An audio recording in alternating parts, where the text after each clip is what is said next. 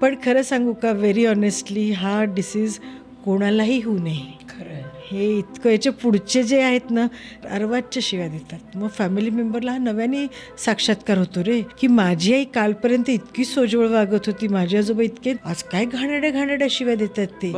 ते म्हणतात, अहो काय आम्ही बोलू पण नाही शकत, इतक्या घाण शिव्या ते आम्हाला देतात. म्हणजे अगदी परवाचाच एक किस्सा सांगते. एकदम व्यवस्थित सुखरूप सुखी कुटुंब आमच्याकडे आलं. इतकं एम्बॅरेसमेंट त्यांच्या नवऱ्याला झाली, कारण का बायको त्यांच्या नावाने काय वाटेल त्या स्टोरीज सांगत होती. म्हणजे इम्पॉसिबल स्टोरीज. माझा नवरानी बाई ठेवली आहे, माझा नवरा दारू पितो, माझा नवरा मला मारहाण करतो. आता हे अचानक कुठनं आलं बघ. आणि त्यांची मुलं परदेशात, ते फोन करून आई बरी आहे ना. म्हणलं 15 दिवस तुम्ही आईला भेटायला सुद्धा येऊ नका, she is going to be all right. मग एकदा बाबा तिकडनं आले. म्हणलं हे कोण आहेत? माझे मिस्टर आहेत. म्हटलं जायचं आहे का घरी? हो म्हटलं 15 दिवसांनी. पण त्या दिवशी त्यांना काय झालं होतं, for somebody new happening in the family is a big thing to, बाबा यांचं काय करायचं. सायकॅट्रिस्टची मदत घ्यायला पाहिजे.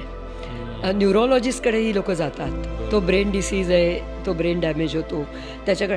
पण त्या न्यूरोलॉजिकल प्रॉब्लेम बरोबर सायकॅट्रिक प्रॉब्लेम जे तयार होतात ना, एजिटेशन, इन्सोमनिया, अर्वाच्य काहीतरी बोलत राहणे आणि कधी कधी आक्रमक होणे, त्याच्यासाठी सायकॅट्रिस्ट खूप मदत करू शकतो. आणि बरेचदा ही लोक एकदा म्हणतात, नाही आम्ही दाखवलं आहे ना डॉक्टरला.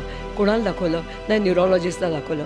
मग जर का म्हणलं ना एकदा सायकॅट्रिस्टचं पण ओपिनियन घ्या ना, तर ते म्हणणं आता कशाला घ्यायचं आहे. पण त्यांचं अंडरलाईन डिप्रेशन आहे, हा चिंता आहे कुठेतरी, या सगळ्याला सायकॅट्रिस्ट खूप उपयोगी पडू शकतो. कारण सायकॅट्रिस्टचं काम करतो, न्यूरोलॉजिस्टचं करतो, आम्ही सगळे थेरपिस्ट देतो, आणि मग ते काम जरा मॅनेजेबल होऊ शकतं असं वाटतं.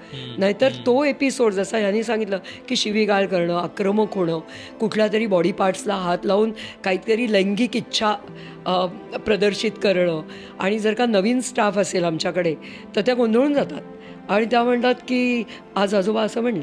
आत्ता आमच्याकडे एका आजोबांनी आमच्याकडे काम करणाऱ्या सोशल वर्करला म्हणले, तू अगदी माझ्या बायकोसारखी आहेस. ती रडत आली. ती म्हणली, मला बायकोसारखं म्हणतात. तू समजावून घे ते का म्हणतात. हां, ते आजारी आहे, तू नाही आहेस ना आजारी, तर तू हे लक्षात घे. तो लाईट वेनमध्ये घ्यायला शिका.